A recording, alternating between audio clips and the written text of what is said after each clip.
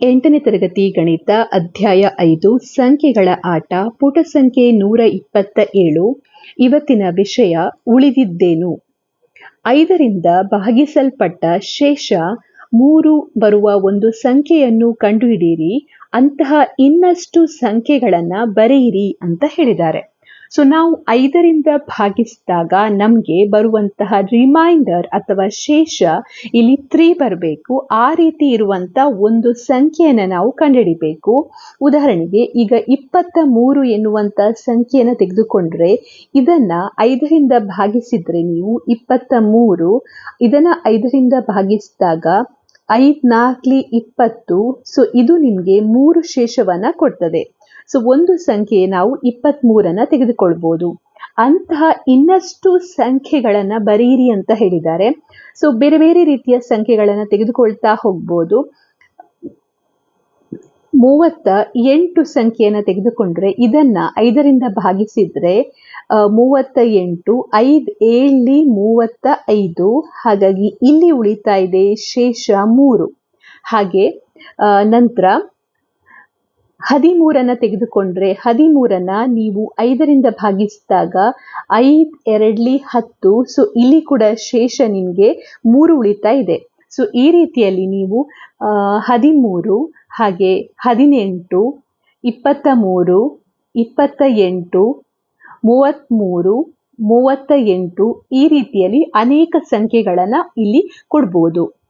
ಯಾವ ಬೀಜೋಕ್ತಿಗಳು ಅಂತಹ ಎಲ್ಲ ಸಂಖ್ಯೆಗಳನ್ನು ಒಳಗೊಂಡಿರುತ್ತವೆ ಅಂತ ಕೇಳಿದ್ದಾರೆ. ಇಲ್ಲಿ ನೀವು ನೋಡ್ಬೋದು ಕೆಲವು ಬೀಜೋಕ್ತಿಗಳನ್ನು ಕೊಟ್ಟಿದ್ದಾರೆ. 3k + 5, 3k - 5, 3k / 5, 5k + 3, 5k - 2, 5k - 3. So ನಾವು ಮೇಲೆ ಕೆಲವೊಂದು ಸಂಖ್ಯೆಗಳನ್ನು ಉದಾಹರಣೆಯಾಗಿ ತೆಗೆದುಕೊಂಡಿದ್ದೇವೆ. ಆ ಸಂಖ್ಯೆಗಳನ್ನು ಪ್ರತಿನಿಧಿಸಲಿಕ್ಕೆ ನಾವು ಯಾವ ಬೀಜೋಕ್ತಿಯನ್ನು ಉಪಯೋಗಿಸಬಹುದು ಅಂತ ಇಲ್ಲಿ ಕೇಳಿದ್ದಾರೆ. ಈಗ ಯಾವುದೇ ಒಂದು ಸಂಖ್ಯೆ 5ರಿಂದ ಭಾಗಿಸಲ್ಪಡ್ತಾ ಇದೆ ಅಂತ ಹೇಳಿದರೆ ಅದನ್ನು ನಾವು ಯಾವ ರೂಪದಲ್ಲಿ ಬರೀಬಹುದು? 5k ರೂಪದಲ್ಲಿ ಬರೀಬಹುದು ಅಥವಾ 5a ರೂಪದಲ್ಲೂ ಬರೀಬಹುದು. 5 ಮತ್ತೆ ಯಾವುದಾದ್ರೂ ಒಂದು ಅಕ್ಷರ ಸಂಖ್ಯೆ.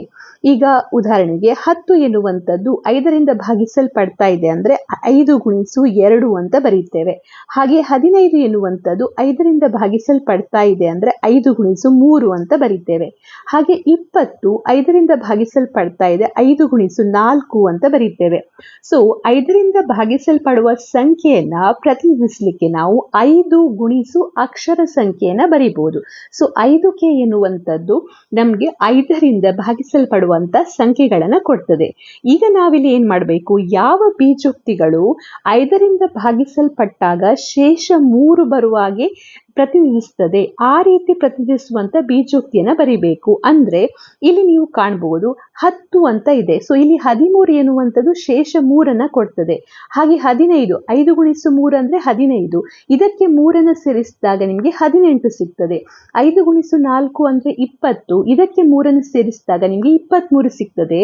ಸೊ 5ರಿಂದ ಭಾಗಿಸಲ್ಪಡುವಂಥ ಸಂಖ್ಯೆಯನ್ನು ನಾವು 5k ಅಂತ ಬರೀತೇವೆ. ಹಾಗೆ ಶೇಷ 3 ಉಳಿಬೇಕು ಅಂದರೆ ಇದಕ್ಕೆ 3 ಕೂಡಿಸಬೇಕು. ಸೊ 5k + ಎನ್ನುವಂಥದ್ದು ಇದಕ್ಕೆ ಉತ್ತರ.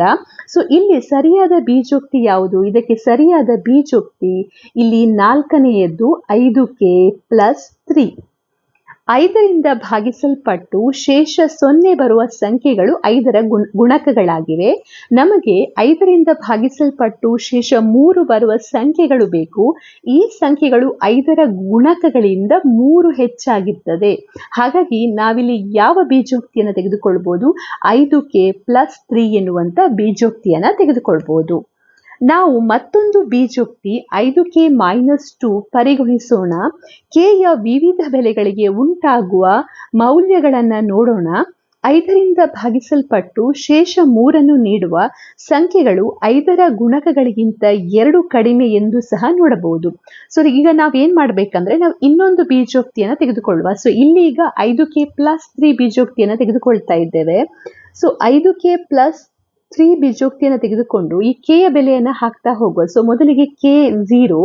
ಸೊ k 0 ಆಗಿದೆ. ಸೊ 0 + 3 ಅಂದರೆ ಇದು ಎಷ್ಟನ್ನು ಕೊಡ್ತದೆ? ಬೆಲೆ 3 ಕೊಡ್ತದೆ. ನೀವಿಲ್ಲಿ ಕಾಣ್ಬೋದು 3. ನೆಕ್ಸ್ಟ್ ನಾವು k ಯ ಬೆಲೆ 1 ತೆಗೆದುಕೊಳ್ಬೇಕು. ಸೊ 5 × 1 +3 ಇದು 5 + 3 ಅಂದರೆ 8 ಕೊಡ್ತದೆ. ಸೊ ಇಲ್ಲಿ ಕಾಣ್ಬೋದು 8 ಇದೆ. ಆಮೇಲೆ 5 × 2 +3 10 10 + 3 ಅಂದರೆ ಇದು 13 ಕೊಡ್ತದೆ. ಅದನ್ನು ಇಲ್ಲಿ ಕಾಣ್ಬೋದು. ನೆಕ್ಸ್ಟ್ 5 × 3 +3 15 + 3 ಇದು ನಮಗೆ 18 ಕೊಡ್ತದೆ. ಸೊ ಇಲ್ಲಿ 18 ಇದೆ.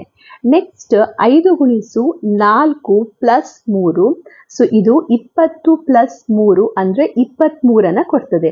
ಸೊ ಇಲ್ಲಿ ನೀವು ನೋಡ್ಬೋದು ಬೇರೆ ಬೇರೆ ಕೆಯ ಬೆಲೆಗಳನ್ನು ಕೊಟ್ಟಿದ್ದಾರೆ. ಅದಕ್ಕೆ ನಮಗೆ ಬೇರೆ ಬೇರೆ 3, 8, 13, 23 ಈ ರೀತಿಯ ಬೆಲೆಗಳು ಇಲ್ಲಿ ನಮಗೆ ಸಿಕ್ಕಿದೆ. ಇದು 5k + 3 ಬೀಜೋಕ್ತಿಗೆ. ಈಗ ಅವರು ಕೇಳಿದ್ದಾರೆ 5k - 2 ಬೀಜೋಕ್ತಿಯನ್ನು ಕೂಡ ಈ ಶೇಷ 3 ಬರುವಂತ ಸಂಖ್ಯೆಗಳಿಗೆ ಪರಿಗಣಿಸಬಹುದಾ ಅಂತ ಕೇಳಿದ್ದಾರೆ. ಸೊ ಅದನ್ನು ನಾವಿಲ್ಲಿ ಮಾಡಿ ನೋಡುವ. ಸೊ 5k - 2 ಅಂತ ಇದೆ. ಬೀಜೋಕ್ತಿ ಯಾವುದು? 5k - 2. ಇಲ್ಲಿ ನಾವು ಸಂಖ್ಯೆಗಳನ್ನು ಹಾಕುವ. ಮೊದಲಿಗೆ k ಯ ಬೆಲೆ ಎಷ್ಟು? 1. ಸೊ 5 × 1 - 2 ಸೊ ಇದು ನಿಮಗೆ 5 - 2 ಅಂದರೆ ಏನು ಬೆಲೆಯನ್ನು ಕೊಡ್ತದೆ? 3 ಕೊಡ್ತದೆ. ಹಾಗೆ ನೆಕ್ಸ್ಟ್ 2 ಅನ್ನು ತೆಗೆದುಕೊಳ್ಬೇಕು. k2 ಅನ್ನು ತೆಗೆದುಕೊಳ್ಬೇಕು. ಸೊ 5 × 2 - 2 5 2 10 10 - 2 ಅಂದರೆ ಇಲ್ಲಿ ನಿಮಗೆ ಉತ್ತರ 8 ಸಿಗ್ತಾ ಇದೆ. ನೆಕ್ಸ್ಟ್ ಬರುವಂತ ಉತ್ತರ ಇಲ್ಲಿ 5 5 × 3 3 ತೆಗೆದುಕೊಳ್ಬೇಕು. -2 15 -2 ಅಂದರೆ 13 ಕೊಡ್ತದೆ. ನೆಕ್ಸ್ಟ್ 4 ಹಾಕಿ 5 × 4 - 2 = 20 - 2 ಅಂದರೆ 18 ಕೊಡ್ತದೆ. ಹಾಗೆ ನೆಕ್ಸ್ಟ್ 5 ಹಾಕಿ. ಸೊ 5 × 5 - 2 ಅಂದರೆ 25 - 2 ಇದು ನಿಮಗೆ 23 ಕೊಡ್ತದೆ. ಸೊ ನೀವಿಲ್ಲಿ ಕಾಣ್ಬೋದು ನಮಗೆ ಸಿಕ್ಕಿರುವಂಥ ಸಂಖ್ಯೆಗಳು 3, 8, 13, 18, 23 ಈ ಎಲ್ಲ ಸಂಖ್ಯೆಗಳು ಏನಾಗಿದೆ? ಶೇಷ 5ರಿಂದ ಭಾಗಿಸಿದಾಗ ಶೇಷ 3 ಉಳಿಯುವಂಥ ಸಂಖ್ಯೆಗಳಾಗಿವೆ. ಆದ್ರಿಂದ ನಾವಿಲ್ಲಿ ಉತ್ತರವಾಗಿ 5k - 2 ಬೀಜೋಕ್ತಿಯನ್ನು ಕೂಡ ಪರಿಗಣಿಸಬಹುದು. ಸೊ ಇಲ್ಲಿ ಇನ್ನೊಂದು ಬೀಜೋಕ್ತಿ ಯಾವುದಾಗ್ತದೆ? 5k - 2 ಆಗ್ತದೆ. ಮತ್ತೊಂದು ಬೀಜೋಕ್ತಿ 5k + 3 ಈ ಎರಡು ಕೂಡ ಸರಿಯಾದ ಉತ್ತರ. ನಂತರ ಇಲ್ಲಿ ಕೇಳಿದ್ದಾರೆ 5ರ ಗುಣಕಕ್ಕಿಂತ 3 ಹೆಚ್ಚು ಇರುವ ಸಂಖ್ಯೆಗಳನ್ನು ನೀಡುವ ಇತರ ಬೀಜೋಕ್ತಿಗಳಿವೆಯಾ ಅಂತೇಳಿ. ಸೊ ಇಲ್ಲಿ ಇದಕ್ಕಿಂತ 5ರ ಗುಣಕಕ್ಕಿಂತ 3 ಹೆಚ್ಚು ಕೊಡುವಂತ ಇಲ್ಲಿ ಕೊಟ್ಟಿರುವಂತ ಎಕ್ಸಾಂಪಲ್ ಏನಿದೆ ಇದರಲ್ಲಿ ಬೇರೆ ಬೀಜೋಕ್ತಿಗಳು ಕೂಡ 5ರ ಗುಣಕಕ್ಕಿಂತ 3 ಹೆಚ್ಚು ಕೊಡ್ತದ ಅಂತ ನಾವಿಲ್ಲಿ ಚೆಕ್ ಮಾಡಬೇಕು. ಸೊ ಇಲ್ಲಿ ಇರುವಂತ ಬೇರೆ ಬೀಜೋಕ್ತಿಗಳು 5ರ ಗುಣಕಕ್ಕಿಂತ 3 ಹೆಚ್ಚು ಸಂಖ್ಯೆಗಳನ್ನು ಕೊಡುವುದಿಲ್ಲ. ನೀವು ಬೇಕಾದರೆ ಯಾವುದೇ ಸಂಖ್ಯೆಗಳನ್ನು ಇಲ್ಲಿ ಹಾಕಿ ನೋಡ್ಬೋದು. ಹಾಕಿ ನೋಡಿದಾಗ ನಿಮಗೆ ಬರುವಂಥ ಉತ್ತರದಲ್ಲಿ ವ್ಯತ್ಯಾಸ ಇರ್ತದೆ. ಈಗ ಉದಾಹರಣೆಗೆ ಇಲ್ಲಿ k ಯ ಬೆಲೆ 2 ಅಂತ ಹಾಕಿದ್ರೆ 3 2 6 6 + 5 ಅಂದರೆ 11 ಕೊಡ್ತದೆ. ಸೊ ಈ ಎಲ್ಲ ಬೀಜೋಕ್ತಿಗಳು ನಮಗೆ ಶೇಷ 3 ಕೊಡುವುದಿಲ್ಲ. ನಮಗೆ ಶೇಷ 3 ಕೊಡುವಂಥ ಬೀಜೋಕ್ತಿಗಳು 5k + 3 ಮತ್ತು 5k - 2. ಸೊ ಇದನ್ನು ಬಿಟ್ಟು ಬೇರೆ ಯಾವುದೇ ಬೀಜೋಕ್ತಿಗಳು ಇಲ್ಲಿ ಇಲ್ಲ ಅಂತ ನಾವಿಲ್ಲಿ ಹೇಳ್ಬೋದು. ಹಾಗೆ ಇಲ್ಲಿ 5k - 2 ಅನ್ನು ನೀವು ತೆಗೆದುಕೊಂಡ್ರೆ k ಯ ಬೆಲೆ ನೀವು 1ರಿಂದ ಪ್ರಾರಂಭ ಮಾಡಬೇಕಾಗ್ತದೆ. 0 ಕೊಡ್ಲಿಕ್ಕಾಗುವುದಿಲ್ಲ. ಇಲ್ಲಿ ಈಗ 5k + 3 ಅನ್ನು ತೆಗೆದುಕೊಂಡ್ರೆ k ಯ ಬೆಲೆ ಏನಾಗ್ತದೆ? 0ಯಿಂದ ಪ್ರಾರಂಭವಾಗ್ತದೆ. ಸೊ ಈ ರೀತಿಯಲ್ಲಿ ನಾವು ಬೀಜೋಕ್ತಿಗಳನ್ನು ಪ್ರತಿನಿಧಿಸಬಹುದು.